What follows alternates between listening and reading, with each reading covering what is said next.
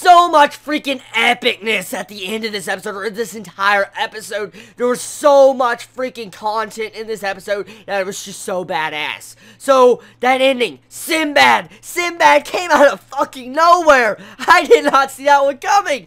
Damn! So we have the Seven Seas Alliance coming in for the first time. We get to see all the cast of characters in the anime, and we see them just wrecking that medium. He just gets fucking wrecked. And just, you see it, Sinbad shooting a freaking, like, laser from the sky was just so badass. Come on! I know everybody had to be shocked. I mean, as you all know by now, I don't read the manga, so I was just taken back when I saw it. And then you have Morgiana come in with her freaking new household vessel to where she can actually fly with flames. It's just so badass. This episode was so epic. There was so much action going on, especially with that BGM music. That BGM, damn, I love this episode. It was so good. So, the overall plot, I loved it. I love the way the plot was done in this episode. It was really interesting. So, let's talk about it. We find out about the 5th Magi that worked underneath Solomon. That is really crazy. I was so shocked about this revelation of finding out Haku's mother is a Magi of all things.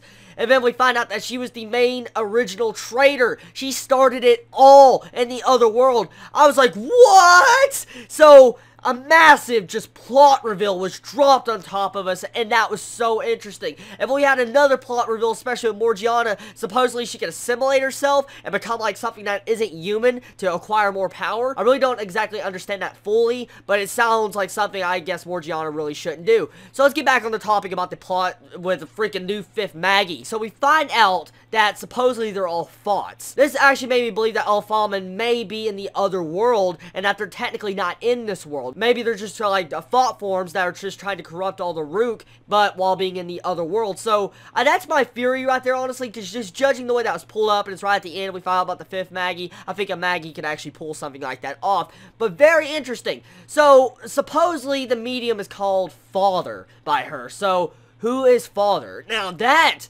is something that's taken me back too. So, really, we have this medium, and we have this crazy, like, black darkness coming out of the sky, like a sphere, and I'm guessing that she's calling that Father. So, what is this creature coming out? Is it a manifestation of the Rook? Is it something else? Is it another creature? Is it, like, another Magi? What is it? I mean, it's an enemy of Solomon, so who exactly is this Father person? So, really, the action was badass, and I love the music. So, let's get talking on the animation. The animation of this episode, I enjoyed it on the epic scenes like Sinbad, and when you get the awesome fights going on, when you get to see the freaking medium just burning flesh off of the Co-Empire's Digiquips, and also with freaking Alibaba. That was just so shocking getting to see, like, flesh burnt off. I was like, oh my god. So, the animation was good in parts, but it really jumped and skipped around majority in this episode in random parts, but it wasn't much of a problem for my eyes, honestly. I really don't think it distracted me enough from this episode, because the episode all around was really entertaining. I enjoyed it, and it progressed the plot overall really freaking splendidly. I have really nothing to complain about with this episode. It was so good. I think this has to be one of my favorite episodes of Magi Season 2, just because of all the actual plot reveals. I swear there's some forms of foreshadowing in this episode. I can't really pinpoint it, but I feel there's foreshadowings all in this episode, along with hints for the future, whatever's going to go down. But we also get to see how the 5th Magi talks about how she knows Aladdin. This is something I was like, what? So, Aladdin, as we all know, is a reincarnation. Supposedly a reincarnation, or maybe a child of Solomon, or whoever. But how exactly does she know Aladdin, though? Was Aladdin, you know, born around that time? Did he forget his memories? What exactly is going on? So, I want those questions to be answered, but most likely they won't be, because next episode is the final episode of Magi Season 2, and I'm going to say most likely we're not going to get another season for about a year, and that's going to piss me off.